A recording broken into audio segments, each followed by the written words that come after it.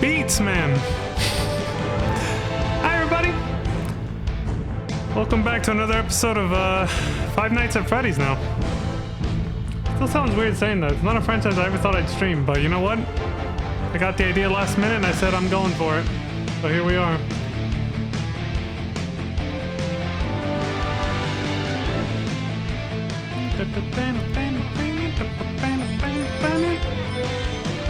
Also, for anybody who's curious,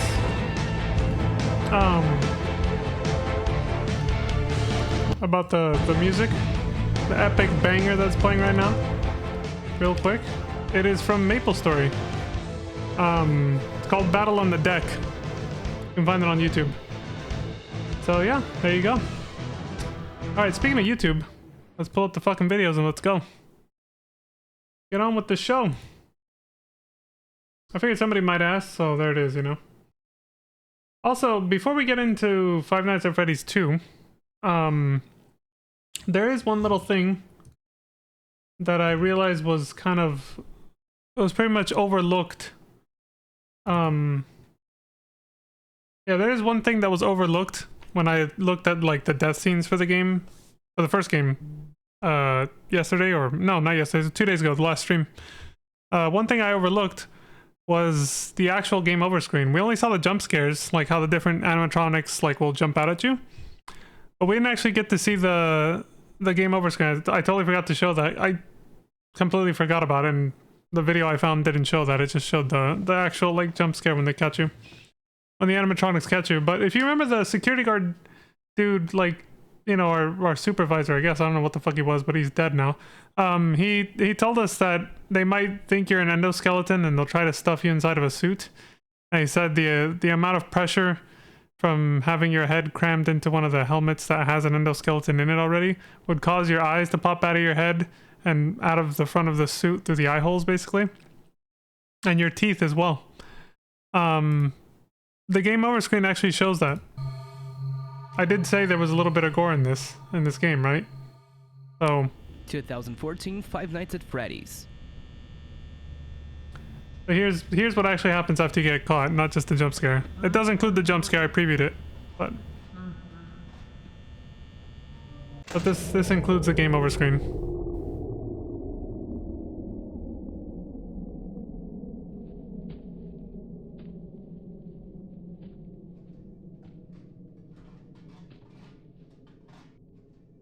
Killers are in here.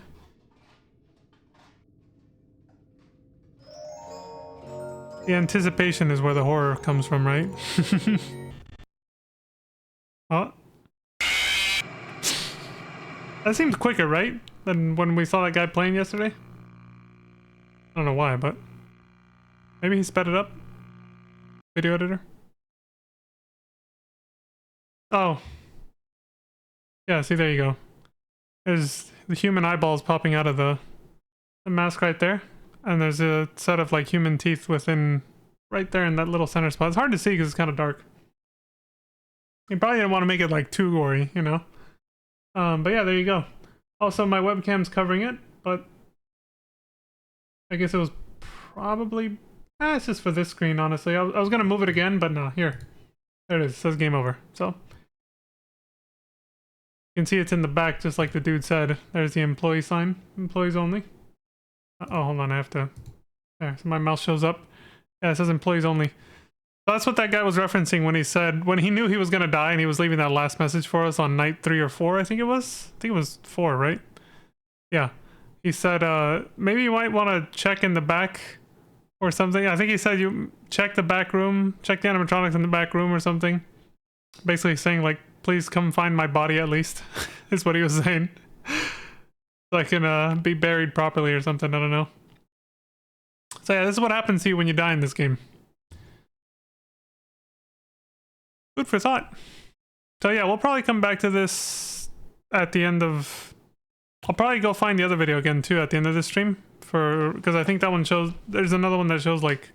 the other video we found last time I think shows the jump scares for other games in the franchise too. I'll look it up for number 2. Which is what we're about to do right now, so... Alright, Five Nights at Freddy's 2, let's go. So it starts off, you hit new game and it starts off just like the first game. You see a newspaper ad that says help wanted. Grand reopening. So this place had closed down before. Probably implying it's the place from the first game. Probably is the key word there. Vintage pizzeria given new life. Come be a part of the new face of Freddy Fazbear's Pizza. What could go wrong? $100.50 a week. To apply, call 1-555-FAZBEAR. It's not blurred out this time that much. You notice they're paying a lot less this time too. And I did say probably. I'm dropping hints here about the game's lore and story, which will make sense later. Alright, first night, 12 a.m. Here we go again. Now this game's mechanics are a little bit different from the other one, as you'll soon see.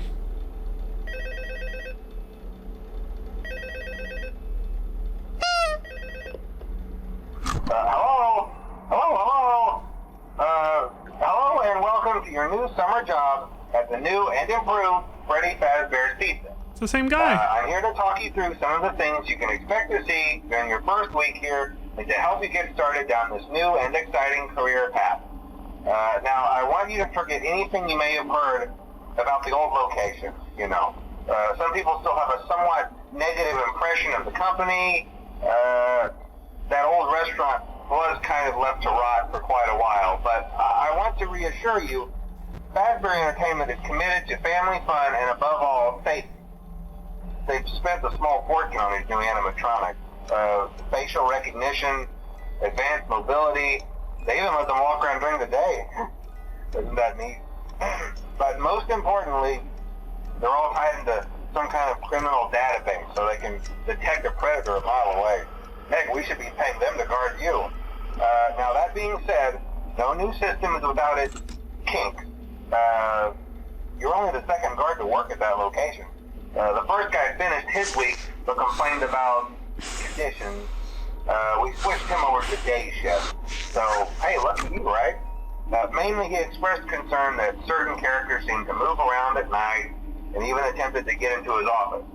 Now, from what we know, that should be impossible. That restaurant should be the safest place on Earth. So while our engineers don't really have an explanation for this, the working theory is that the robots were never given a proper night mode.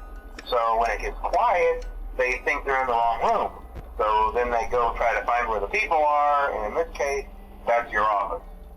So our temporary solution is this. There's a music box over by the prize counter, and it's rigged to be wound up remotely. So just every once in a while, switch over to the prize counter video feed and wind it up for a few seconds. It doesn't seem to affect all of the animatronics. No, I forgot to turn on the fucking closed captions. But it does affect... Hopefully you were able to make out most of what he's saying though. And as for the rest of them, we haven't even used... I realized here though, you know what, I'll just start it over. Because I just realized, I was like, you know what, we're not hearing... Your new summer... Because the audio quality is kind of shit on the phone call, so I should have turned those on. Hello and welcome to your new summer job at the new and improved Freddy Fazbear's Pizza. I'm here to talk you through some of the things you can expect to see during your first week here and to help you get started down this new and exciting career path. Now, I want you to forget anything you may have heard about the old location, you know.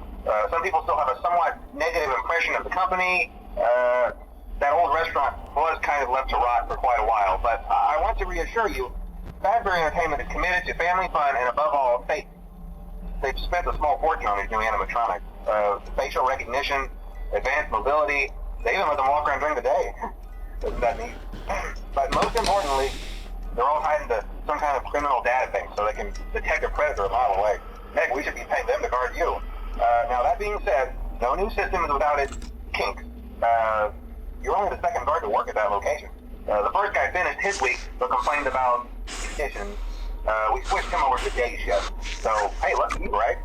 Mainly he expressed concern that certain characters seem to move around at night and even attempted to get into his office. Now, from what we know, that should be impossible. That restaurant should be the safest place on Earth. So while our engineers don't really have an explanation for this, the working theory is that the robots were never given a proper night mode. So when it gets quiet, they think they're in the wrong room. So then they go try to find where the people are, and in this case, that's your office. So our temporary solution is this. there's a music box over by the prize counter, and it's rigged to be wound up remotely. So just every once in a while, switch over to the prize counter video feed and wind it up for a few seconds. It doesn't seem to affect all of the animatronics, but it does affect one of them. One of them. And as for the rest of them, we have an even easier solution. You see, there may be a minor glitch in the system, something about the robot thing you was. Did you catch how he didn't have to do that until after he was given that instruction? Like, the game's programmed fairly so that until the guy actually teaches you that mechanic, you don't actually have to click and hold this. The whole time it was not going down.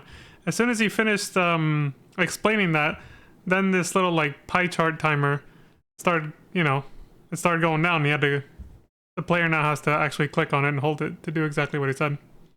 Endoskeleton without a costume on and wanting to stuff you into a suit. So hey, we've given you an empty Freddy Fazbear head. Problem solved. You can put it on any time and leave it on for as long as you want. Eventually anything that wandered in will wander back out. Something else worth mentioning is kind of the quirky. So I'll slow back down because now we're actually hearing new content. But he said he kind of tried to like skate by the whole they try to stuff you into a suit thing, if you noticed there when I paused it last time. Without a costume on, glitch in the system, something that we have an even easier solution. You see, there may be a minor glitch in the system. So for the rest of the animatronics, not the one with the wind-up music box, he said they found an easier solution, and it's this. There's a minor glitch in the system. Something about the robot thing you was an endoskeleton without a costume on and wanting to stuff you into a suit. So hey, see how he just tried to skate by that? It's just like something about the robot thinking you're an endoskeleton without the costume on and trying to stuff you into a suit. Giving you an empty Freddy Fazbear head. Problem solved. You can put it on any time and leave it on for as long as you want. Eventually anything that wandered in will wander back out. So that's the new, there's no doors here. The new way to defend yourself from the animatronics is to put on the Freddy Fazbear hat that they gave you so that they think you're already in an animatronic suit and then they'll leave you alone. And that works for all of them except for the one animatronic, which he didn't name, that requires you to wind up the music box. Which is why you can't just keep the hat on. That's the counterbalance for that, like, because you'd be invincible if you could just keep the hat on the whole time. But you have to take it off to check the camera, you have to check the camera to go to this camera specifically to wind up the music box every like 30 seconds or so, I think he said. Otherwise that animatronic will come to life. I don't know which one it is. And then it'll kill you no matter what. Something else worth mentioning is kind of the quirky modern design of the building. You may have noticed there are no doors for you to close. But hey, you have a light. And even though your flashlight can run out of power, the building cannot. So don't worry about the place going dark. Well, I think that's it. You should be golden. Check the lights, put on the Freddy head if you need to.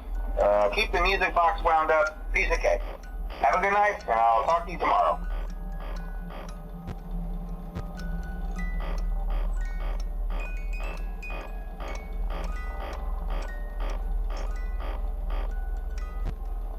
Like last time, the first night's mostly free, so he's just focusing on the music box. Doesn't really need to look at all the other cameras that much. The tutorial explanation already took up the first 2 hours, basically. It's already 3 AM.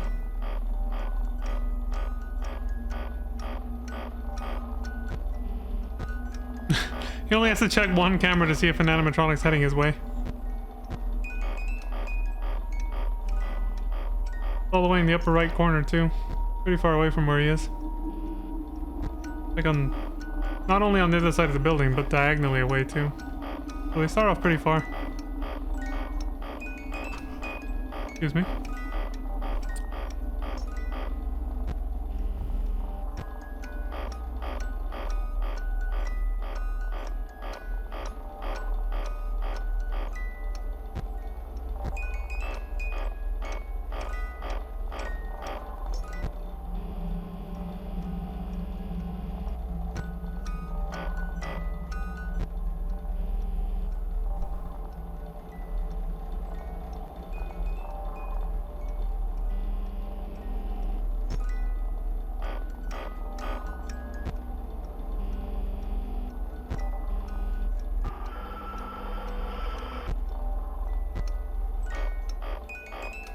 You see, earlier, some of the animatronics he looked at were also, like, completely destroyed almost.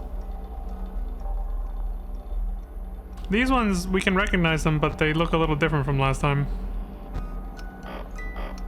Bonnie's moving. Yeah, Bonnie, Freddy, and Chica are back, but again, their models seem to be a little different.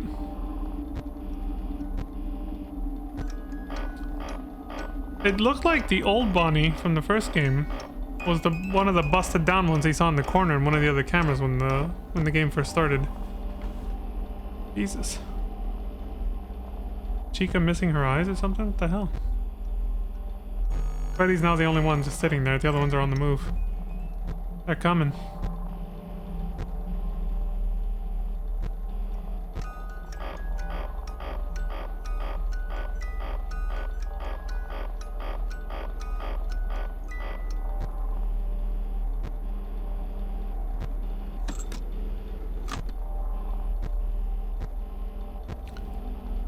Weird how the flashlight runs out of battery when you're just checking the cameras.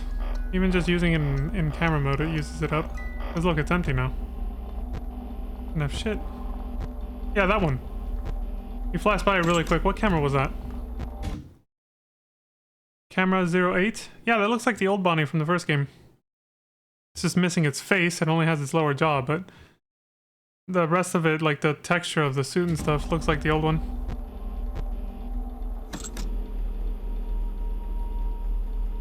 Where's Chica? Well, shining a flashlight at them makes them go away or something, right?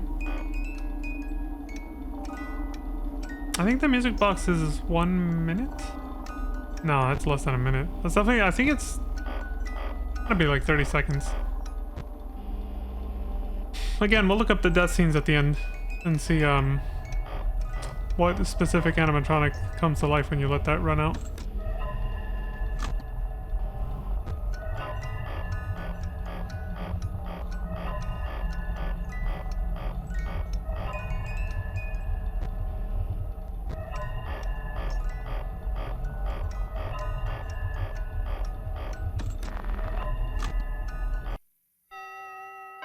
There we go. First night's always free. Not much happened. I guess you can die in the first night, but it's very... like, you have to literally sit there and do nothing if you want that to happen.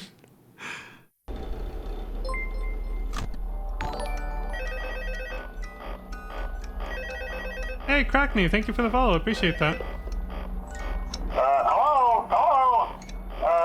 See, I told you your first night wouldn't be a problem. You're a natural. Yeah. By now, I'm sure you've noticed the older models sitting in the back room. Those are from the previous location, and we just use them for parts now. The idea at first was to repair them. They even started retrofitting them with some of the newer technology, but they were just so ugly, you know? And the smell. So the company decided to just go in a whole new direction and make them super kid-friendly. Those older ones shouldn't be able to walk around, but if they do, the whole Freddy head trick should work on them too. So, what? I love those old characters. Did you ever see Foxy the Pirate? Oh wait, Foxy. Oh yeah, Foxy. Hey listen, that one was always a bit twitchy. I'm not sure if the Freddy head trick will work on Foxy. If for some reason he activates during the night, and you see him standing at the far end of the hall, just flash your light at him from time to time. Those older models would always get disoriented with bright lights. It was called a system restart or something. Come to think of it, you might want to try that on any room where something undesirable might be. It might hold him in place for a few seconds. That glitch might have carried over to the newer models too. One more thing. Don't forget the music box. I'll be honest. I never liked that puppet thing. It's always thinking, and it can go anywhere. I don't think the Freddy mask will fool it, so just don't forget the music box. That's right, it's anyway, the I'm sure it won't be a problem. Have a good night, and I'll talk to you tomorrow. Oh, there it is. There's the Foxy animatronic, which is all broken. But also, again, it's a different model from the one we saw in the first game. But yeah, the other animatronic, the one for the music box that he just mentioned, it's called Puppet something. I think that's literally it. You don't see it unless you let the music box run out and then it kills you. It's in this camera. But it's not, like, it's in that room, but it's not in view. That's kind of like part of the fear factor of it. You don't actually get to see what it looks like unless the music box goes quiet and it kills you. So we'll probably only see that when I look at the death scene montage for this game.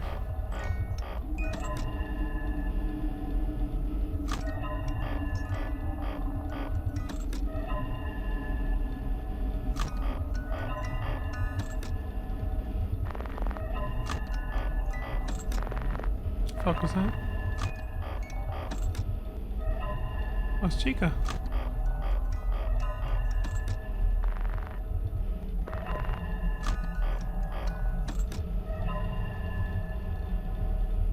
Freddy. How does this guy know exactly when they're there? Like, you could tell he's got so much practice.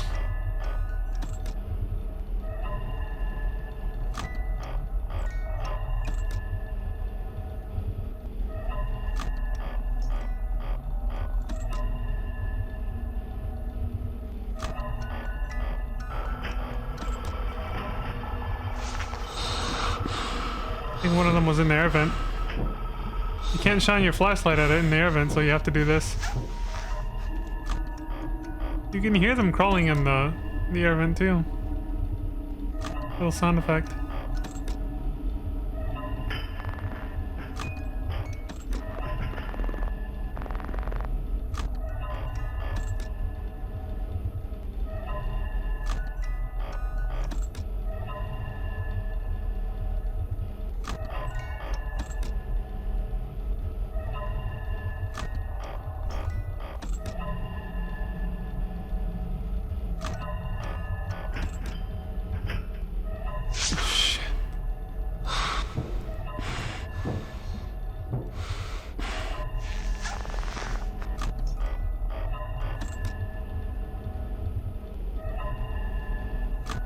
What's that?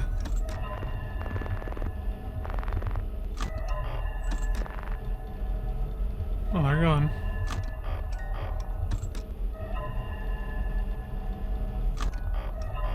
Hello. Hello?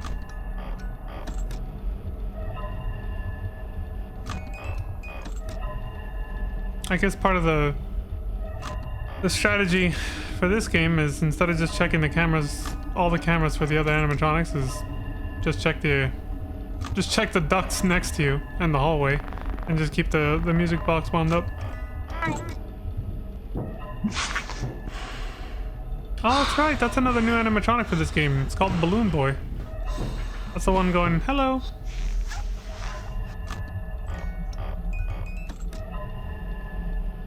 Hi. I see we still have our comfort fan.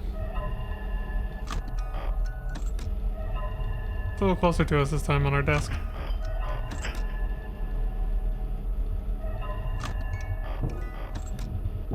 If you, oh yeah, I didn't say anything about this. We kind of skated by it, but if you're wondering why the guy on the phone, why he seems to be alive again, even though we clearly heard him die in the first game, it'll make sense later. The lore of these games starts to become clear as things progress. And not too clear though, like you do have to read between the lines a lot. But that's why we have the lore video at the very end of this whole marathon to wrap it all up in a tiny bow for us. Mr. Game Theory guy. So don't worry about it. It'll make sense later.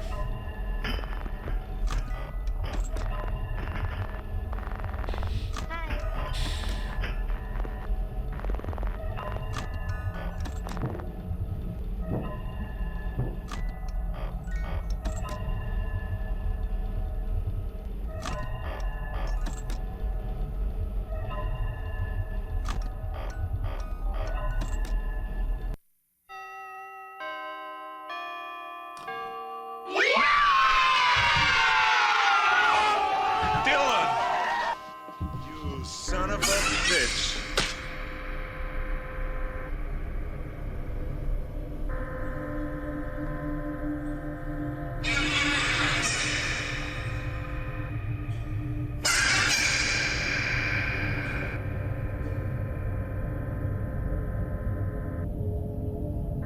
Seems to be an animatronic in the back of the cafeteria. You can make it turn left and right. These other two animatronics are looking at it. It's me, it said in the top left. That's the same message we saw more towards the end, but throughout the other game too. You know, I just realized I forgot this video actually started a little bit after. You start up the game? That's right. Forgot to include that. Yeah, this part. But before that, I also forgot to mention this made sense. After I went offline last time, the golden Freddy screen popping up here, it wasn't just like the person who made the video didn't just edit that in. They actually made it happen in game by doing this. 1987. Like that. 1987. It's the reference that the guy made on the phone, the security guard, before he died. When he told us at the very beginning, the first night of the first game, he said there was a bite of 87. Talking about one of the animatronics biting a person in the head and destroying their frontal lobe. So if you put in 1987 when you're setting the difficulty parameters for all the animatronics in the first game, that happens. You get a golden Freddy jump scare. That's the only place he appears there in that game. I think he becomes an actual animatronic that appears in later games. I don't know which ones, but we'll get there. So this is actually just the beginning of Five Nights at Freddy's 2, the game we're actually watching now. See, they're not looking at it yet. It's only in the next, after you finish night 2, that we see this again, and for some reason they're looking at it.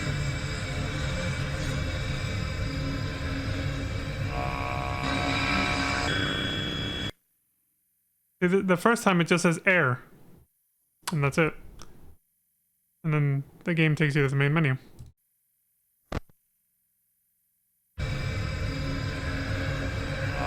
But after the second night, they're staring at you. And like we saw earlier, it says, "It's me." In the top left.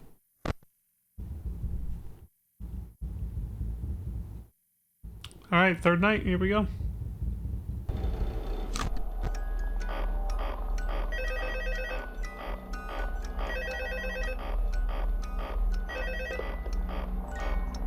Hello? Did I come to you with have any problems? Did, Foxy ever appear in the hallway? Probably not. I think so. I was just curious. Like I said, he was always my favorite. They tried to remake Foxy, you know? They thought the first one was too scary, so they redesigned it to be more kid-friendly, put him in Kids Cove, to keep the toddlers entertained, you know. But kids these days just can't keep their hands to themselves. The staff literally had to put Foxy back together at the end of every shift. So Yeah, okay, so that was Foxy that we saw earlier down the hallway. It was the old model from the first game. If you go back to when we first started this, though, on night 1, he briefly looked at the new model that he's describing right now, which is like a pink and white color scheme for Foxy. That's the new Foxy model. And it was... All you really see is its head, and its body is completely dismembered. Just like, it looks worse than the old Bonnie model. And he's talking about it right now. It's because the kids would destroy it. they just stopped trying and left him as some kind of take apart, put back together attraction. Yeah. Now he's just a mess of parts. I think the employees refer to him as just the mangle. Oh, hey, before I go... Yeah, it's officially called Mangle, because it looks all mangled up. They didn't just call it, like... Because all the new animatronic models have, like, a slightly different name. Like, I think they're called, like, Funtime something. I think Funtime is, like, the prefix, basically, that they use for every, model. So Funtime Freddy is the new Freddy that we're seeing here. That's how it's differentiated from the old one from the first game. Funtime Chica, I think that's what it is. But that one, instead of calling it Funtime Foxy, they just call it Mangle. I wanted to ease your mind about any rumors you might have heard lately. You know how these local stories come and go and seldom mean anything. I can personally assure you that whatever is going on out there, however tragic it may be, has nothing to do with our establishment. It's just all rumor and speculation, people trying to make a buck, you know. Our guard during the day has reported nothing unusual, and he's on watch from opening till close. Okay, well anyway, hang in there and I'll talk with you tomorrow.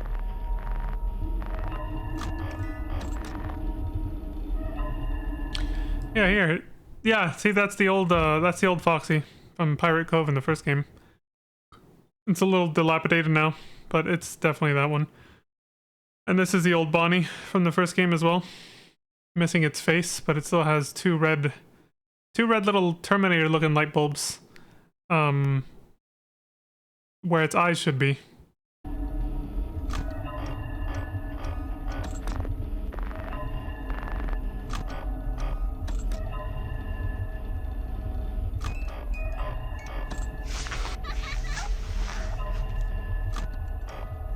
I guess there's a chance they could be right there as soon as you come out of the camera, so the player developed a reflex. I've seen this in other videos way back then too. This is like a natural thing you have to do from this point on.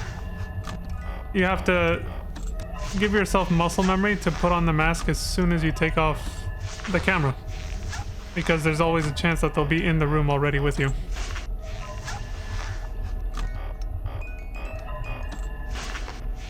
So yeah, they're gonna be doing that from now on.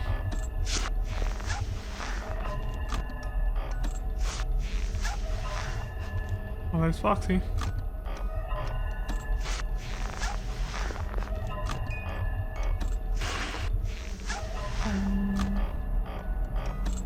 Hi. I wonder what's making that noise. In the first game, we had the constant buzzing from the light bulb. Here we have this rhythmic little like. There it is. I don't know what does that. What makes that noise though?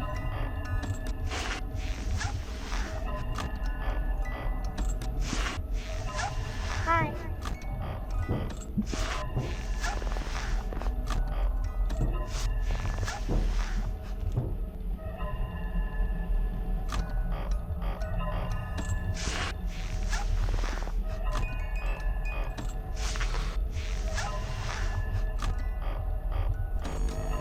Oh, yeah, see? That's what I'm saying. That's why he has that reflex. Because you have to put it on instantly or else you die.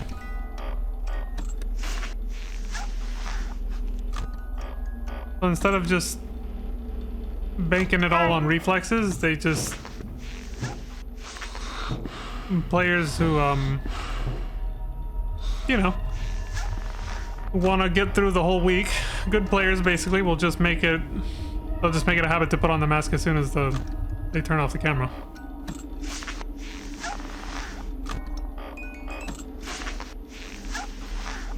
That way they don't have to rely on reflexes.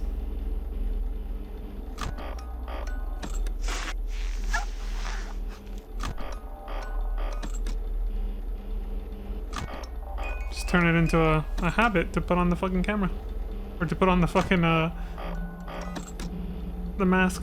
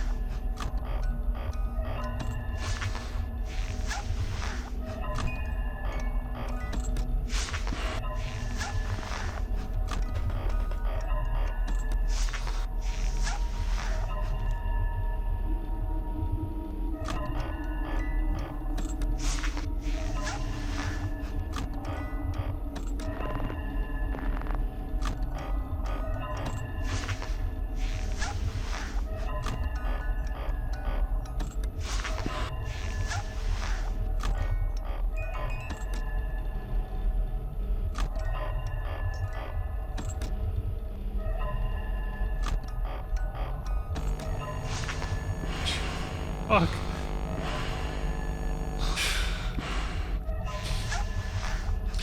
I didn't jump, but that was close. I can't believe I actually like. I was like, oh shit! I got shot. I got surprised by that.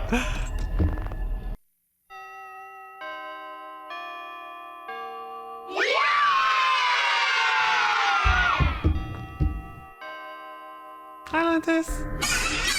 How you doing, sis? You're lurking.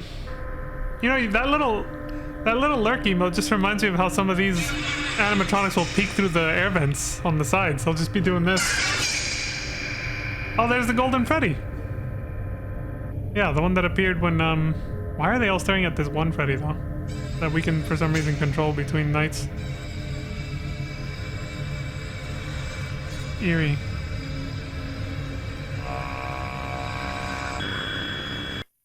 It's me, it said again. In top left. Fourth night, 12 a.m. We're almost done. Second to last night. Yeah, that lurk emote just reminds reminds me of how they peek into the air vents. Oh, Pizza Maid's stream went well. I feel like I feel like shit that I missed that, honestly, because I was looking forward to it like a couple days ago too, and then I think it was when she was already like 30 minutes in, I had completely I was like, I don't know what I was doing, but I was like, okay, I'm done with this. I'm gonna go take a shower and start streaming. Completely forgot it was going on, and then when I got back and was about to start my stream, I was like, oh my god, I completely missed it. I felt like shit. I wanted to be there too. I was just like, fuck! I told you to get the hang of it. Okay, so just to update you, there's been somewhat of an investigation going on. We may end up having to close for a few days. I don't know. I want to emphasize though, that it's really just a precaution. Fast Food Entertainment denies any wrongdoing. These things happen sometimes. It'll all get sorted out in a few days. Just keep an eye on things and I'll keep you posted. Just as a side note though, try to avoid eye contact with any of the animatronic side if you can. Someone may have tampered with their facial recognition system, we're not sure. But the characters have been acting very unusual, almost aggressive towards the staff. They interact with the kids just fine, but when they encounter an adult, they just stare. Anyway, hang tight, it'll all pass. Good night. It'll all pass, Dude, bullshit. Give me a lurk, but want to let you know that I'm here. I can't handle the switching of screens and janky movements. I totally understand, Lentis, yeah. So, I didn't say anything about it the first stream, but yeah, this shit is tough, especially when at the very beginning, this guy, because in the first night of the first game, last stream, for those who don't know, this dude just was playing with the camera, because the first night's always free. You don't really have to do much. So, especially when the tutorial's going on, the guy's explaining everything. A dude was just like flickering the camera so much to make like a little beat. He was trying to be funny, you know, with the sound effect of the camera. But dude, the constant flickering was insane. Like, even though I'm not epileptic, that bothered the hell out of me. I was just like, Jesus. Oh, there's Mangle. But yeah, I totally get it, Lantis. It's totally understandable. This franchise ain't very long anyway. It's only 6 games that are like this anyway, so we'll be through it in a week.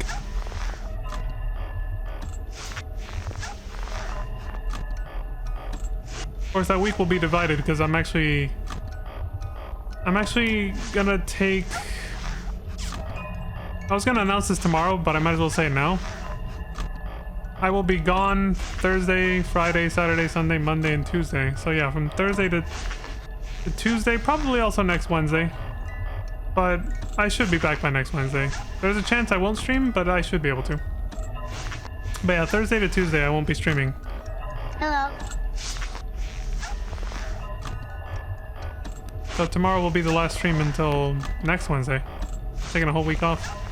But yeah, the second half of next week, we should definitely be able to finish this. And I'll be mixing it with Phantasy Star Blueburst because it'll be the 1.5 times boost week. The EXP boost week, so... It'll be much easier to mix together than Left 4 Dead was, because Left 4 Dead was... The campaigns were so long, I always had to put 2 to 2.5 hours into each one of those campaigns. This game... This franchise, thankfully, I can actually... Especially because we're watching a video, I can actually cut it up into just 1 hour segments safely. I really didn't want to have to like stop Left 4 Dead campaigns halfway through and start them up again because it would mess up the continuity of the dialogue of the characters. Because it's set when you first start a campaign. So, what the fuck? Hello. Is that Mangle? Or is that the other one though? Hold on. Hello. Oh yeah, it's Mangle, the new Foxy, and then the old one back there. Both of them at the same time. Mangle's taking advantage of its very loose, elongated limbs.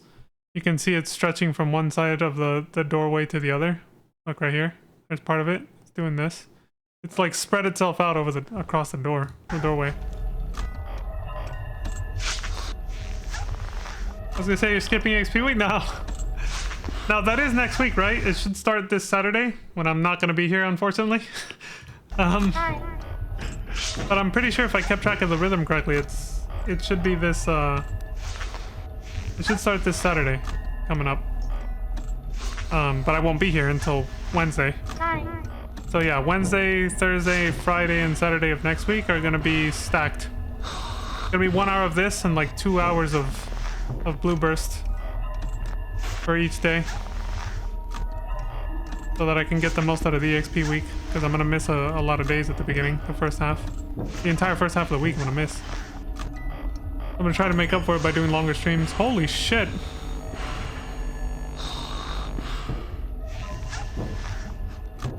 Oh, there's Freddy. Oh, that's the old Freddy from the first game.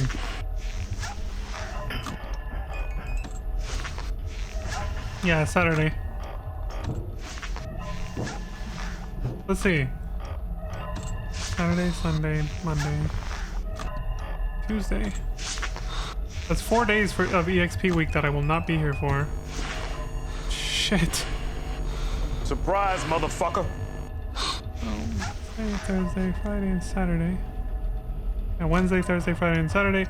I'll be here for 4. Okay, yeah, so there'll be 2 hour streams. I'll be doing 2 hours of Blue Burst every day when I get back to make up for the 1 hour a day that I would have normally done from Saturday, Sunday, Monday, and Tuesday. It fit neatly.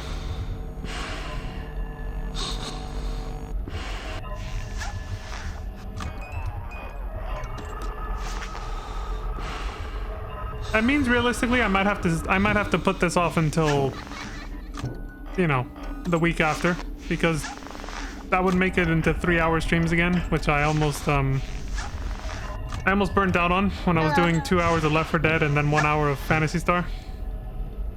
And then I had to take a bunch of days off. So I might actually put this off. Yeah. I might actually put this off till the week after. Because I'll have to do 2 hour Phantasy Star streams to make up for the days I won't be here. Yeah.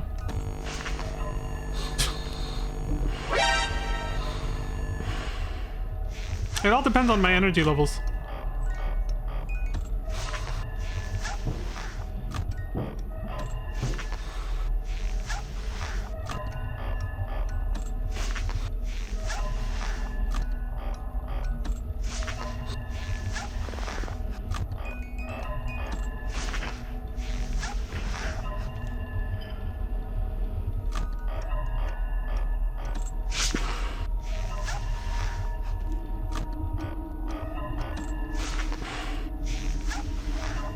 Hi. Ugh, fucking balloon boy.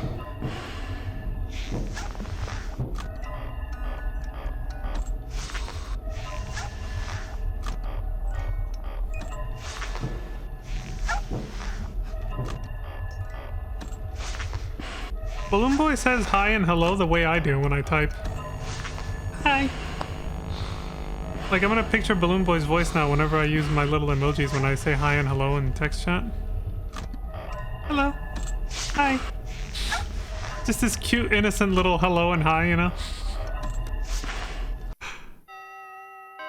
Jesus Christ, that was so fucking hectic.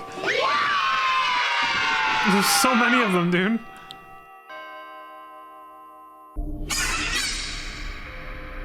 Also, the old Chica seemed to have two sets of teeth in her mouth. Holy shit. Oh, this is the puppet. This is the one that comes to life if you let the music box wind down. Here's a small preview of it. He's following our gaze. Why are they so interested in this animatronic? It looks like it's one of the Freddy Fazbear ones, based on what the inside of the mask looks like. It's me. Final night, 5th night, 12 a.m. Here we go. Any more phone calls? The guy didn't die this time. Yeah, he's calling us again. Here we go. Oh, hey, good job, night 5. Hey, keep a close eye on things tonight, okay? From what I understand, the building is on lockdown. No one is allowed in or out, you know, especially concerning any previous employees. When we get it all sorted We're out, trapped in here? to the day shift. The position just became available. We don't have a replacement for your shift. He said when this is over, we might move you to day shift because the position just became available. I think he's implying the other security guard got killed. The one that got moved to day shift before we showed up here. Yes, we're working on it. Available. We don't have a replacement for your shift yet, but we're working on it. We're going to try to contact the original restaurant owner. I think the name of the place was Fredbear's Family Diner or something like that. It was closed for years, though. I doubt we'll be able to track anybody down. So you notice he just dropped the name of the previous place. It's not the name of the place from the first game. So there's another clue for you. Get through one more night. Hang in there. Good night.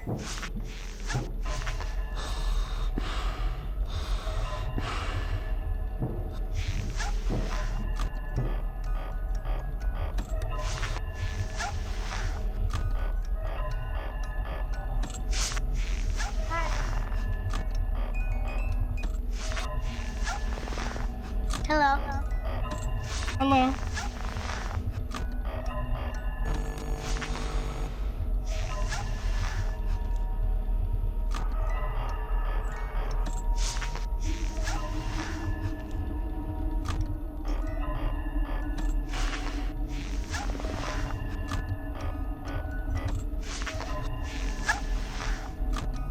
Hello.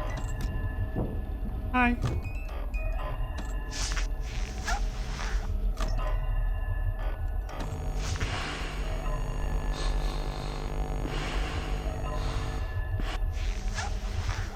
Hi. Hi.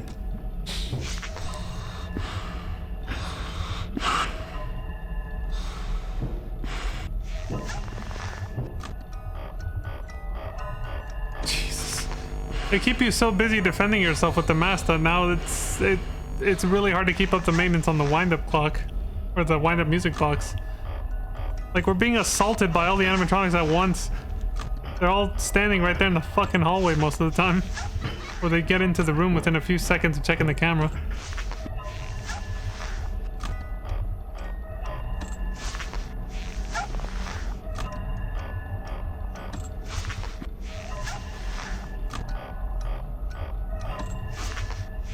You have to be so fast and rhythmic with this.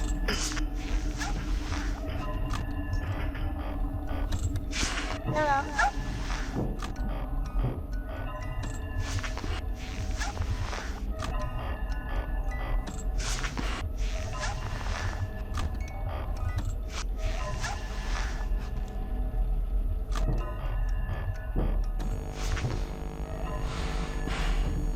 Surprise, motherfucker.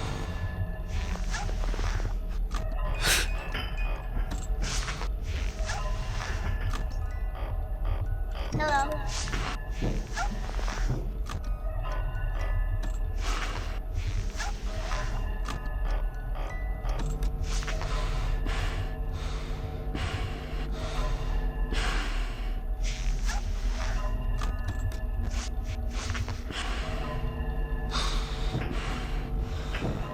It's a fun time, Bonnie.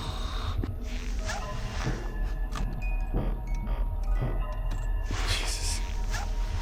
That got dangerously low. The wind-up music box.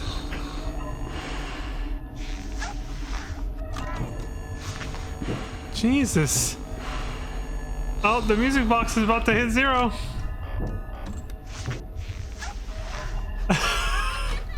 Oh my god, this is getting fucking intense. Hello.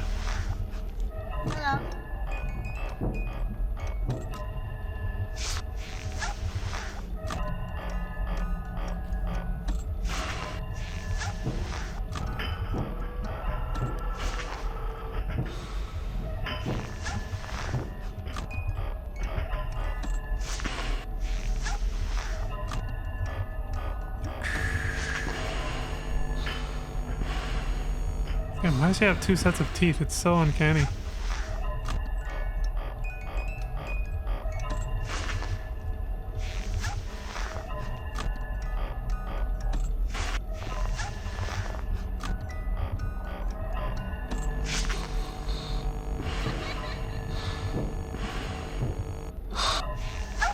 You can see why it's so like useless to even check the other cameras. The fact that they can just show up, it's almost like they can teleport. They can just suddenly show up and be in the room within moments when they're not even down the hall or in an air vent.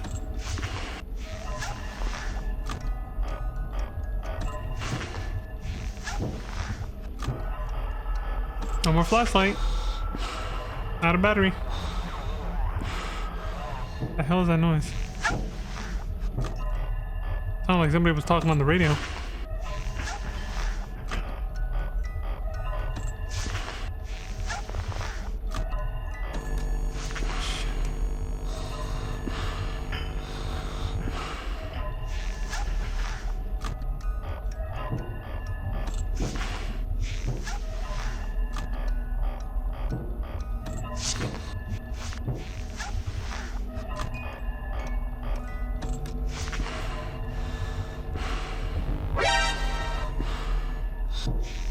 Hi.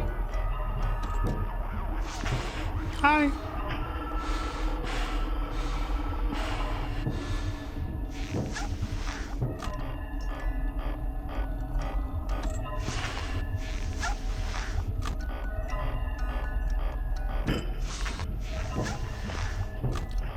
Can't be OCD with the music box. You can only wind it up a couple notches, then you gotta switch back and put on the mask. Or else that happens, yeah.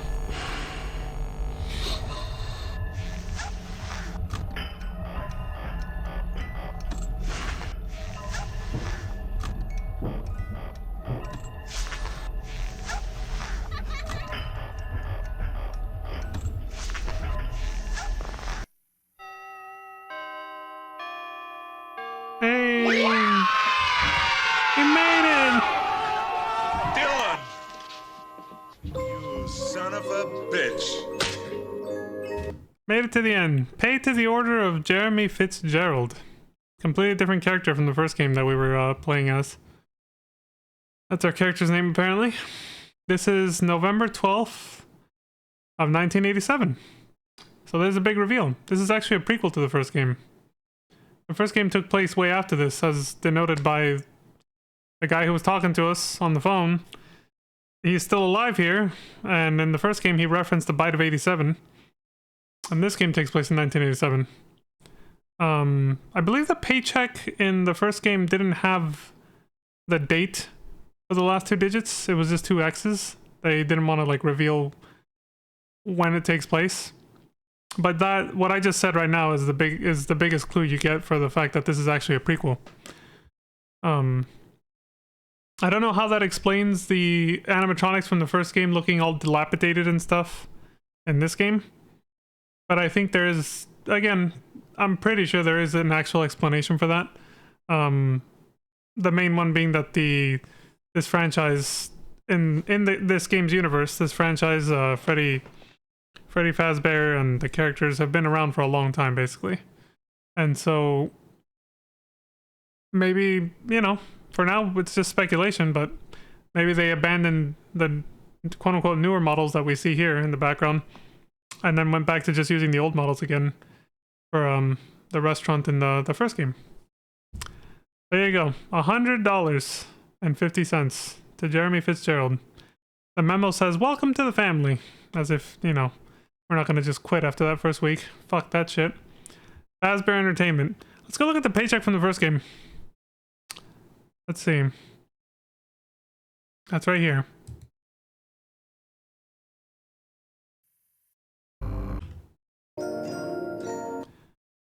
Paid to the order of Mike Schmidt.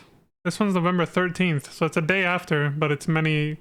Well, we don't know how many years into the future it is, because the last part of the date is... The year is X'd out. We do know it's one day later, but it's definitely, you know, implied to be several years later. Because you wouldn't say, oh, the bite of 87, if it was something that happened last year, right? You would say there was an incident last year. The fact that the guy says the bite of 87 implies that it was a long time ago. Yeah, so the first game took place some vague amount of time after. So there you go.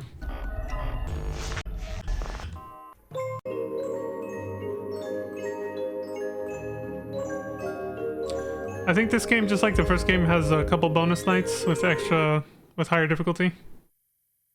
Like, I think there is a night 6. Yeah, 6th night. So, this is no longer canon or part of the story, but I showed the 6th night for the first game. Might as well show for this one too. Fuck it. Why not?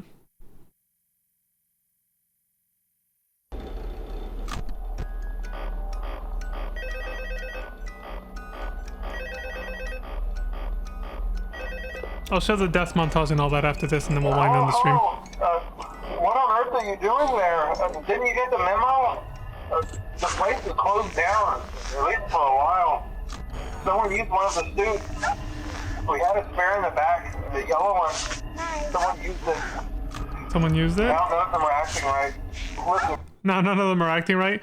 Just to answer his question, we go, what are you doing there? It's like, I'm an adrenaline junkie. I don't even care about the money anymore. I don't care that it's shut down. I'm here because this is the only way I feel alive. Is surviving these suits trying to kill me.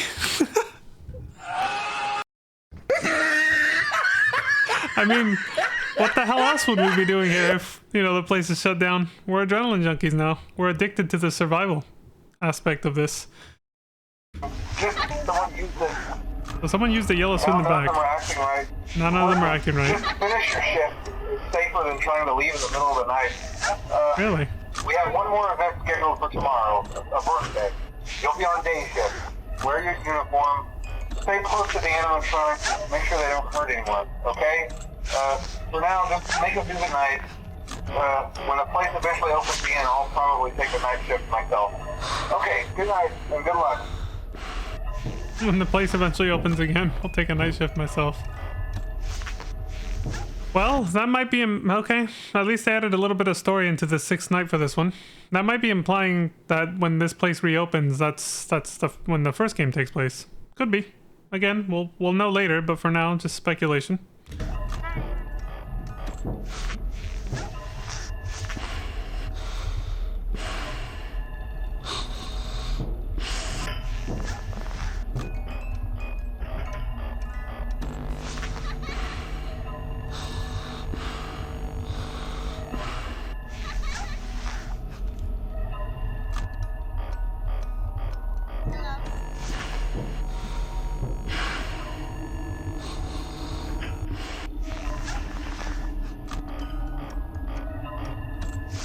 Bum bum bum bum bum.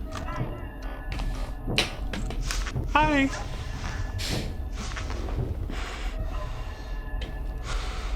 Completely forgot about this. Hello. Hello.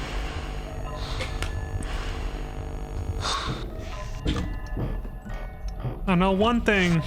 I'm grabbing pills.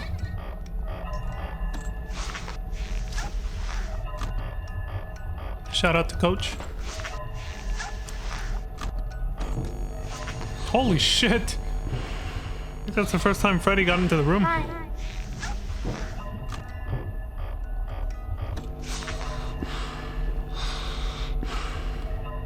The old Freddy. You notice in the later nights we don't see the newer animatronics anymore. The fun time ones, the, you know, more kid-friendly looking ones. We just see the old dilapidated versions of the ones from the first game.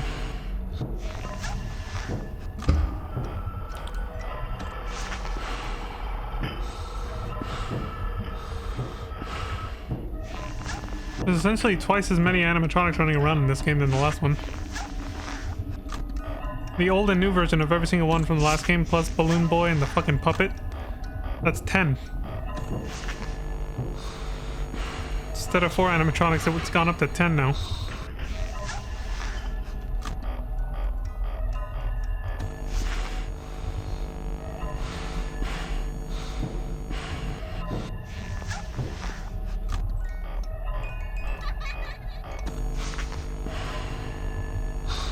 Surprise, motherfucker.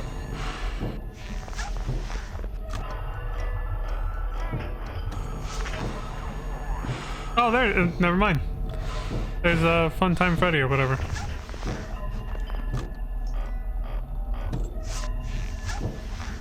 I still don't know if I'm getting the names right, by the way. Don't quote me on that.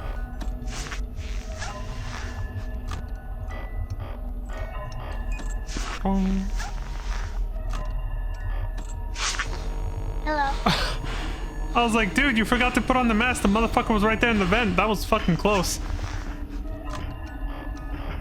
You almost fucked up.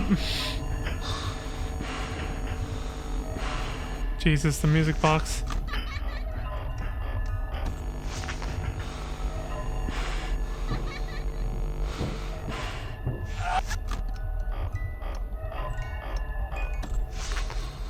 Holy shit, it was Golden Freddy. You notice he just faded out of existence though? That's an 11th animatronic. But he seems to be more... He seems to be less tangible, more of a spectral figure. You know, a ghost. Paranormal. Because he just fucking disappeared.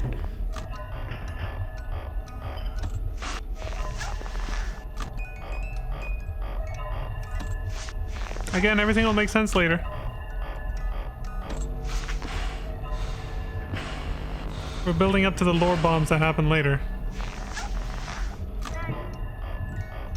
Having everything be just slowly, like having the lore just be slowly drip fed in a way where you have to like read between the lines. It's part of the allure. Starting off with an entire lore video and then watching the games, that's not really how it, you know, that's not really the best way to experience it, I think. It's better not to know what the hell's happening. Play through the games first, or attempt to, and then see all the lore at the end. Hi. That's why we're doing it that way. Keeping the mystery there, you know? Hello. It's been 10 years since I saw this shit, since I saw all these, a playthrough of most of these games, so even I forgot most of the lore already. There's just a few key tidbits that I still remember, but...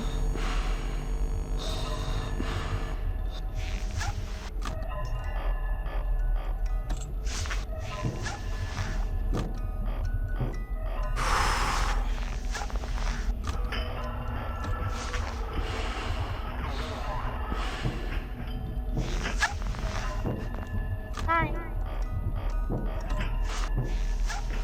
Hi!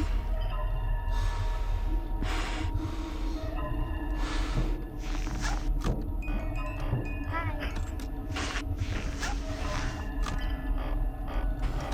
Hello. Hello.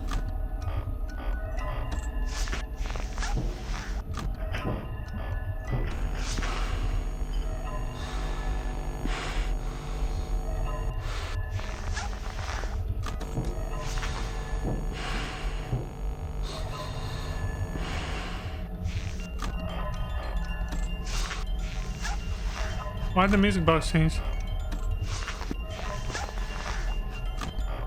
Dun, dun, dun, dun, dun, dun, dun, dun, dun, dun.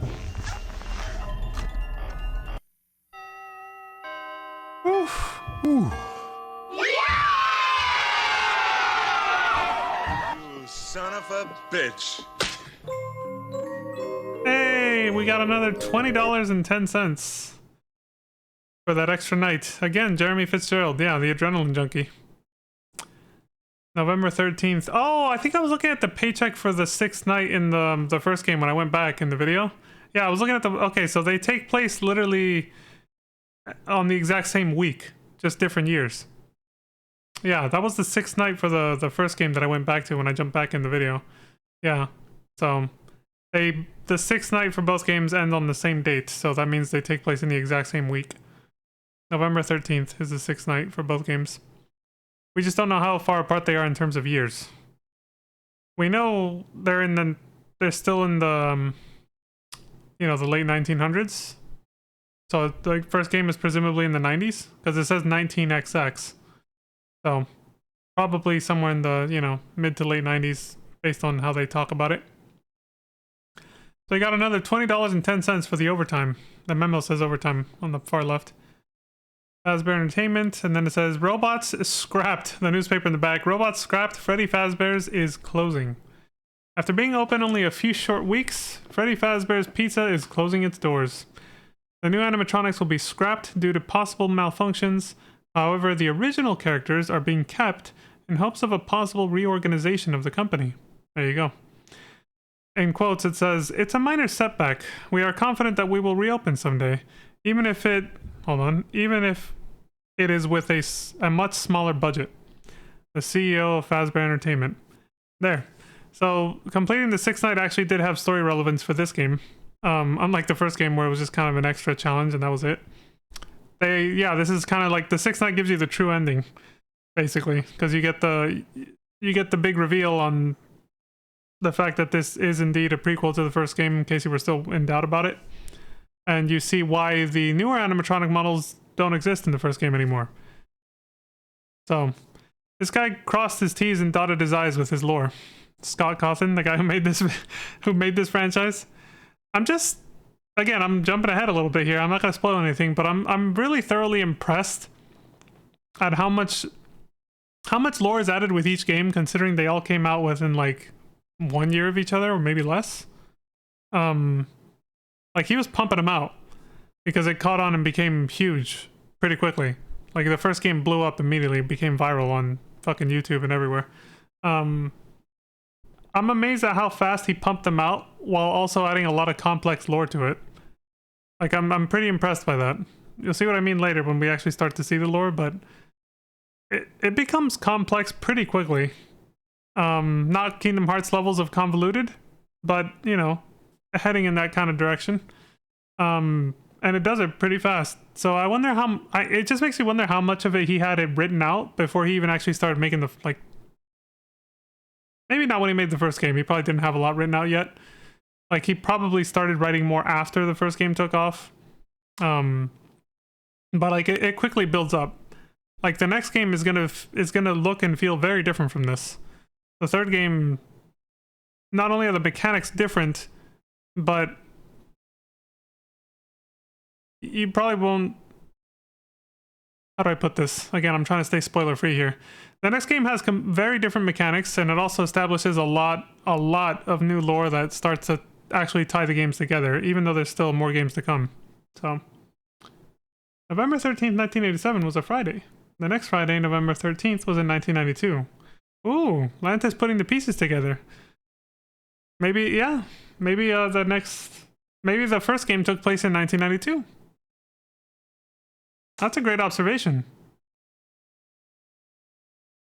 Well, we'll find out. Maybe the first game takes place in 1992. Maybe we'll never find out what year it takes place in. But that would make sense, considering for those who don't know, the 13th of the month, if it lands on a Friday, people consider it kind of cursed. Like it's a haunted bad luck kind of thing. I don't know if that's where the movie Friday the 13th came from, or if the movie made that phenomenon. I don't know which came first. It's a chicken and egg thing. I don't know. But yeah, it's considered like a haunted day if that happens. If the 13th lands on a Friday. Again, I don't know if that came from the movie or if that caused the movie, which, to be clear, Friday the 13th, the movie franchise that's called that, has nothing to do with this. I'm just pointing that out.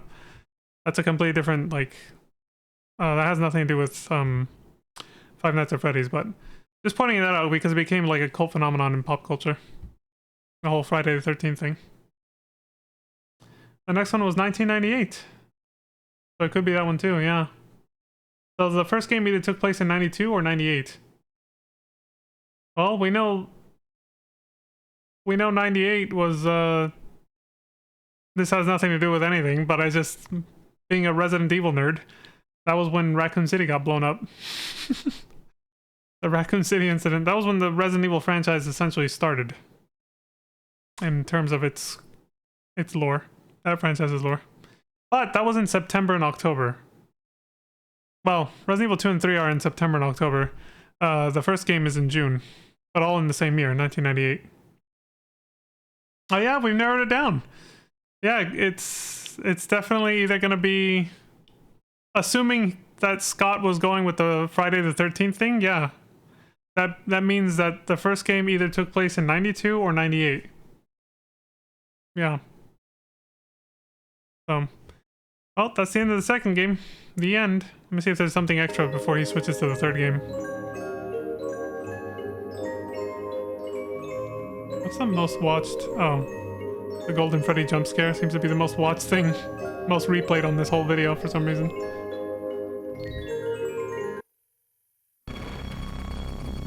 Okay, there's nothing extra. So this is the intro. This is the title screen for Five Nights at Freddy's 3. It doesn't have a creepy, eerie intro like the second game. We'll do this next stream. This will be tomorrow. But yeah, I just wanted to see if, you know, if there was like a custom night thing like the first game. I don't think there was though. Or if there was, the person decided not to show it. Let me see. Let me look at the menu items. No, yeah, there is. They just decided not to show it. There's a custom night right under 6th. I guess it's probably because this one didn't have an Easter egg like the first one. Where in the first game's custom night, if you put 1987 like we just saw earlier, you'll get a jump scare from Golden Freddy. But I guess this one didn't have anything like that, so they didn't bother showing it. Alright, now let's look at the death montage for the second game. So this video is not going to work. This just shows one death and then the game over screen. So we'll come back to that. Let me actually find out the... Oh, my logic was that those dates were on paychecks and payday's usually Friday. Oh. Well, shit. Yeah, you're right. That's true. Even I get paid on Friday, yeah. Yeah, for my job. That's true. I didn't think of that. Damn. All right. We got Five-Head Investigator Lantis on the case. Just got her magnifying glass out. You're going to have a little, you're going to have a board with the pins and the rubber bands, you know, connecting the dots and shit going, because of this, then this, and this. I love it. Great job, sis. You're narrowing it down. Yeah, I like that. That works. So that means that your logic is becoming more and more airtight. That means that the first game most definitely did take place in 92 or 98. If it's on November 13th and it's a Friday, yeah. Definitely.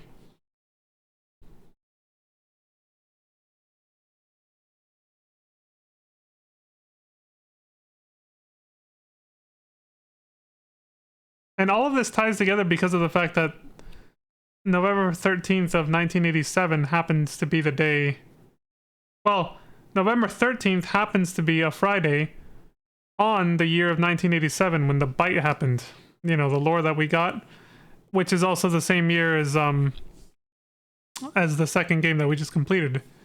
Like it's all coming together. Yeah. So it had nothing to do with Friday the 13th is a spooky day. Maybe Scott was tying multiple things together then. Like I know what you're saying is that your thought process had nothing to do with Friday the 13th. I get what you're saying.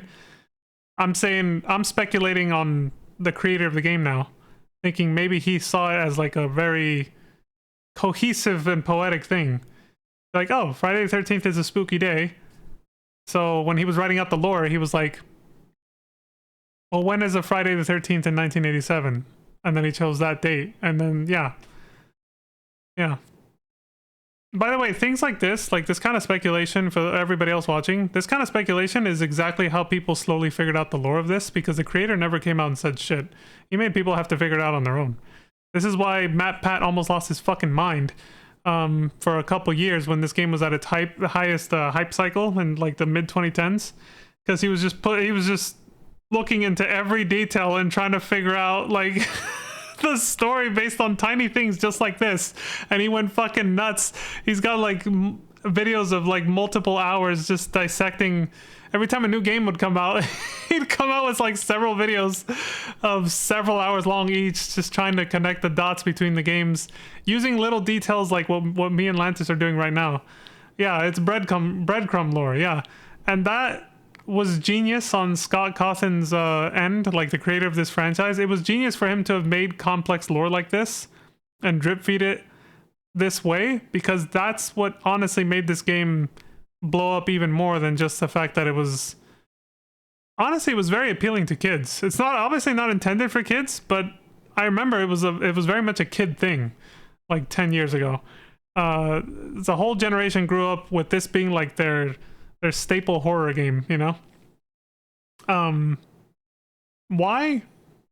My guess, the animatronics, you know, especially because it's meant to be based on like Chuck E. Cheese and stuff like that, which is a kids thing. I don't know. We'd have to ask some psychologists on why this caught on with kids so much. But yeah, and of course we all know, you know, kids they have the most free time, so they spend a lot of time on the internet, and especially YouTube. Nowadays TikTok and all that, but back then it was YouTube was the spot, right? So when videos of this franchise started popping up on YouTube, this fucking cult phenomenon overnight. This game just blew up because of YouTube, and then the creator just made it blow up even further by making this complex lore that you have to like look into, you know, this complex breadcrumb lore, as Lantis put it, that you have to look into, which then had a bunch of YouTubers like Matt Patton Game Theory making videos speculating on stuff, and it was the best fucking marketing strategy for this whole franchise that you could have that an indie developer could have ever hoped for, and you know, put an effort towards. And it paid off. The dude is sitting on millions, I'm pretty sure, from this franchise. 10 years ago, I was in my 30s. Which is me right now, yeah. Oh my god. Yeah, look at the copyright. This'll turn your bones to dust, as Pizza says. Look at the copyright in the bottom right corner. Let me move my web camera. Copyright 2015, Scott Cawthon. Okay, so that means the first two games came out in less than a year of each other.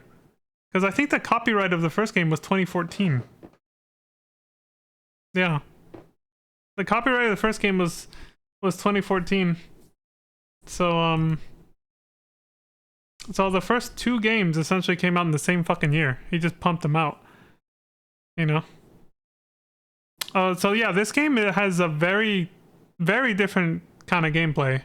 I know the second game already kind of switched things up a little bit from the first game. This one switches things up even more. And like I said, it adds a shit ton of lore that you really have to look between the... You really have to read between the lines from this point on. This is where it starts getting complex. This is where he said, all right, bet. I'm going all in. I'm writing some complex shit that's going to have people like Matt Pat losing their fucking minds, and it's going to make the game blow up even more. And it did. I'm not saying he did it with that intention. It might have been this whole thing was just a passion project from start to finish, no matter what, and he didn't care if it blew up or not. But it definitely blew up because of that. But yeah, this is the game where the creator really adds a fuck ton of lore. So you'll find out next time, which will be tomorrow. And it'll be my last stream until I get back next week. It's good. I'm glad we're leaving off on this one. This is definitely the game. This is definitely, because of what I just said, it's definitely a game I'm happy to leave off on before I take my 1 week vacation. Anyway, let me go find the what I said I was going to look for. I was going to look for the death montage for this one.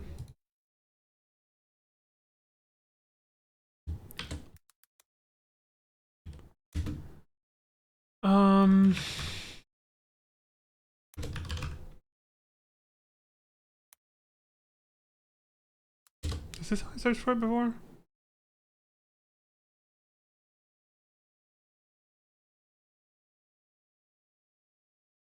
No, because...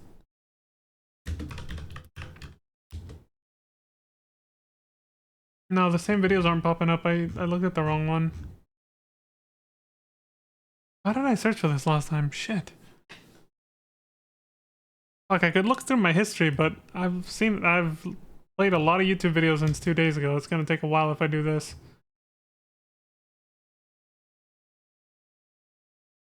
Full game. Oh, this is when I was setting up for the stream.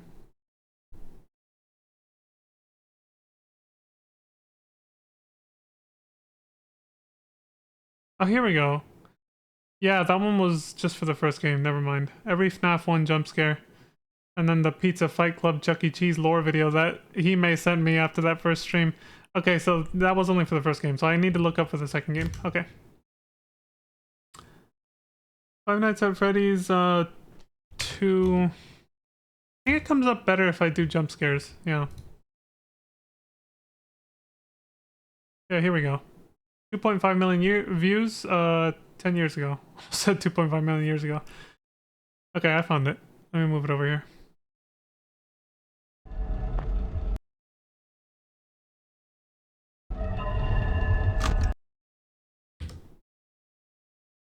Clown.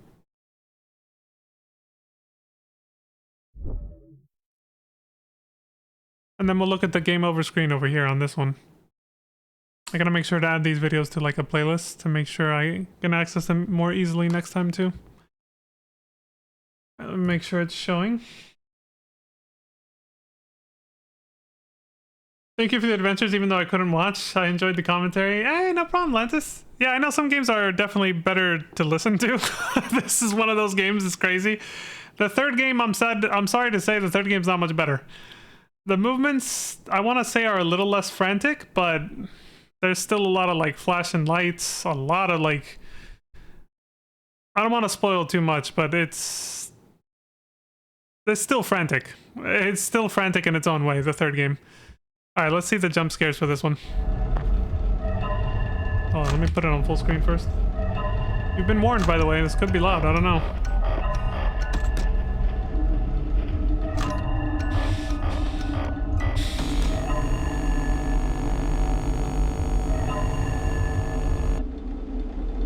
Where'd you go?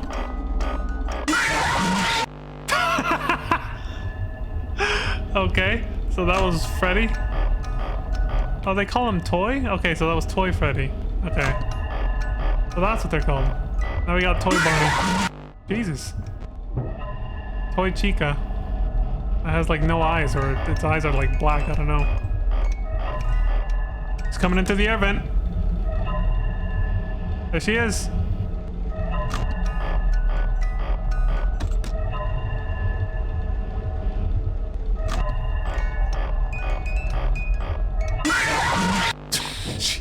She also has no beak. Balloon Boy. Yeah, how does he kill you? I don't think I've seen this one. What does he do?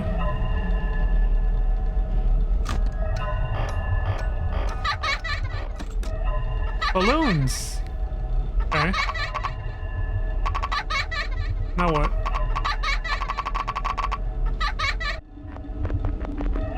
What the hell just happened? That's it? Wait, what happened?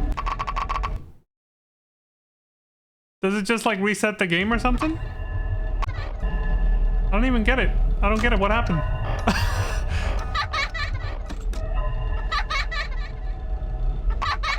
I'm looking at the time. Nothing's changing. I don't know.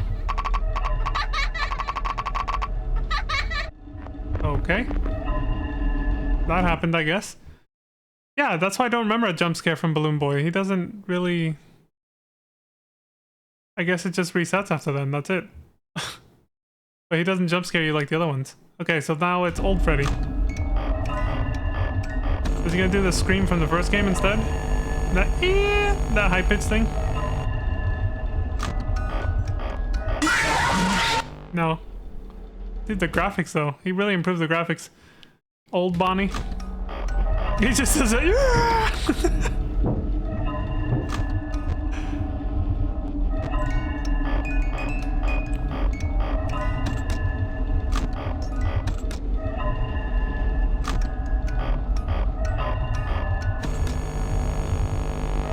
You have no face, Bonnie. What happened?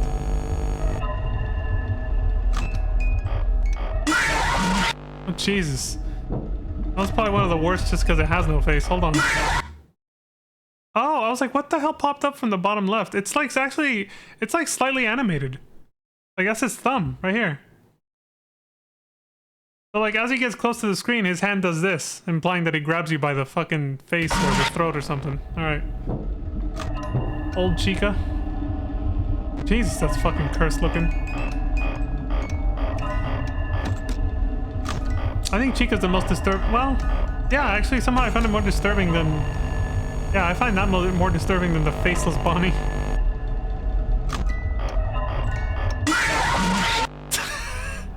How many teeth do you need? That's like 3 sets of teeth in there. Foxy. The new one? The old one? The old one. See, they don't say old Foxy because the new one isn't called Foxy, they called it Mangle. So they just left it as Foxy instead of saying old. But that was the old one.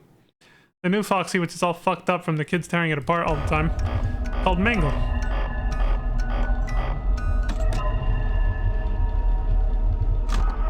It fits with the Chuck E. Cheese lore that Hime gave us.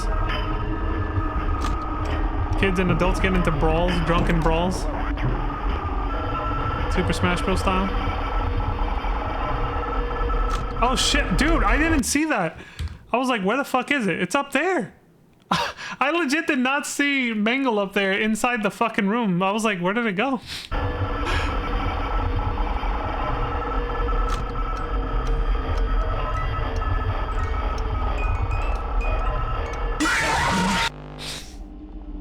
It attacks you from the top. Oh!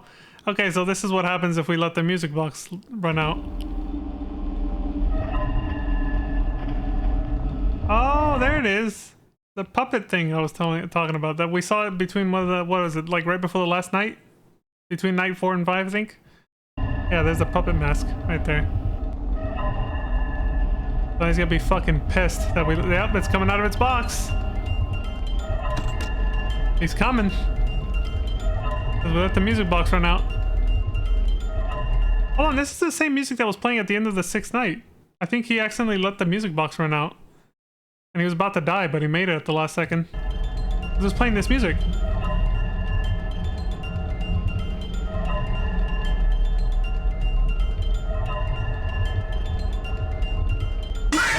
Holy shit! I didn't know when it was coming. We saw this during the... Yeah. We saw Golden Freddy just pop up like that and then disappear. Yeah, like that. So why didn't he die like that? What? I don't know the mechanic of Golden Freddy. I'm not sure how it works. Because the other guy, he didn't even put on his mask. He just took... Or did he? No, I think he did. That's probably why. He put on the mask at the last second. And so then the Golden Freddy just disappeared but didn't attack him. This time it attacked him because this player didn't put on the mask because they're showing the deaths, obviously. There's another one? Golden Freddy 2. There's a second way he can kill you, apparently. I see his face already. Yeah, he's down the hall. So you gotta put on the mask there too, otherwise you get to. Okay. Oh, nice. We get a massive conspiracy theory video in the middle of our recommendations after that. That has nothing to do with this game. Alright. The game over screen. Alright, let's see the game over screen. This is the game over screen for the first game. 2014, Five Nights at Freddy's 2. Yeah, let's see the game over screen for this one. I wonder which jump scare they're gonna be. Okay. Freddy.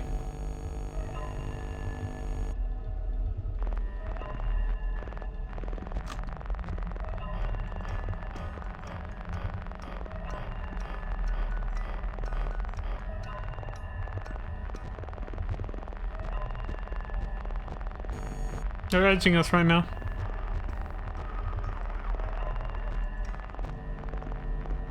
Balloon boy in the cafeteria.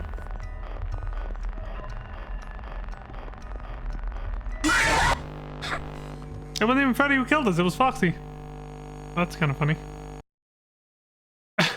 Game over, and it just has Freddy staring at you inside of the animatronic mask. So it's implied that, you know, they stuffed you into a real animatronic. A Freddy Fazbear one, apparently, because it's the same mask that we were putting on and off. So they stuffed us into an actual, you know, Freddy Fazbear suit and killed us. And then it's just staring at us for some reason. It says game over at the bottom. Alright. I'll stop there. I don't want to accidentally spoil the death scene or any of the gameplay for the third game until we get there next stream. So that's it. We're done. We can wrap up the stream. Alright, let me go get the music ready and everything. And while I do that, I wanted to there was one more comment I wanted to make over the cult phenomenon that this game turned into. What was it? I mentioned that it became very popular with kids, right? Oh yeah, and then I said this was like the horror game that kids grew up with in the 2010s, and I was gonna draw like a parallel and say that the horror franchise that my generation grew up with, that we were also playing way too young, way younger than we were supposed to be playing this game at, was the Resident Evil franchise. I was playing that as a kid in the 90s and should not have been. And it was very, well, I want to say traumatizing, but it didn't actually give me like nightmares or anything. But it was insanely scary. And it made me discover the appeal of being an adrenaline junkie. It made me discover the appeal of being an adrenaline junkie at a very young age. Luckily it didn't stick, because otherwise I'd be doing some dangerous shit like fucking skydiving and snowboarding and shit like that. And I have done those things, but only once. But you know, I could have ended up being like a cave diver or something else. Like somebody who ends up just so addicted to the adrenaline rush that you're just constantly putting your life in danger. That ain't me. I've done things like skydiving and stuff like that just once, and only once, and that's it. I'm good. I only needed the experience one time, and I'm good, you know? I just left it at that. I thought I removed this one from... I mean, well, whatever. Let me look for the track I'm looking for real quick. Different one from the one we started with. Okay, this one. But yeah, that's all I wanted to comment on, is just that, you know, different generations, they grow up with their own horror franchises, I guess. It's just something, as a kid, you just get drawn to... Well, not everybody, right? Some people are more sensitive and just like, they're like, hell no. But there's just something compelling about horror stuff. I don't know. And it's weird because like I never got it, like horror movies scared me more as a kid than horror video games. I don't know why. I can only speculate that it's because in a video game I feel like I have more control, because I'm actually controlling the character. So it moves at my pace. Whereas a horror movie, it moves at its own pace unless you pause it, but typically as a kid you watched movies with other people and they weren't going to be letting you pause it. So it's just like you just knew you were going to get scared at some point. There was nothing you could do about it. So I think that's why horror movies had a bigger... They were more of a nope thing for me than video games, than horror video games. So I felt like I had a little bit more control, so it made it like slightly less scary. I could scare myself on my own terms, is I guess what I'm getting at. So anyway, I found the music. So let's wrap this up and call it a day.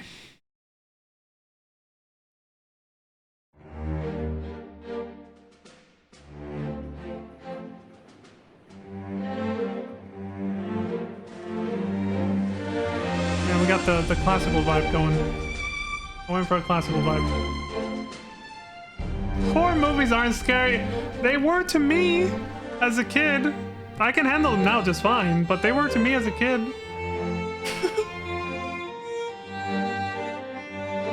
I could handle horror video games better as a kid. I don't know why.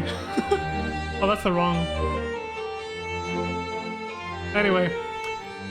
Thank you all very much for watching. I appreciate the support across Twitch and YouTube. I think my older sister Lantis is about to poke fun at me for being scared of horror movies as a kid. but yeah, thank you all very much for watching. Appreciate the support across all platforms. Please do take care, stay safe, and don't die. And until next time, I hope you all have a wonderful morning, afternoon, evening, and good night. I gotta lower the volume. Of course, I prefer the paranormal horror over the slasher films. Huh. I've never thought about that. Hold on, let me turn down the volume real quick. I've never thought about that, actually. You just gave me something new to think about, Lantis. I've never actually compared which one I prefer. Or which one scared me more. Something to think about. Anyway. Take it easy, everybody. And yes, Zara with the peach. We love Zara's peach.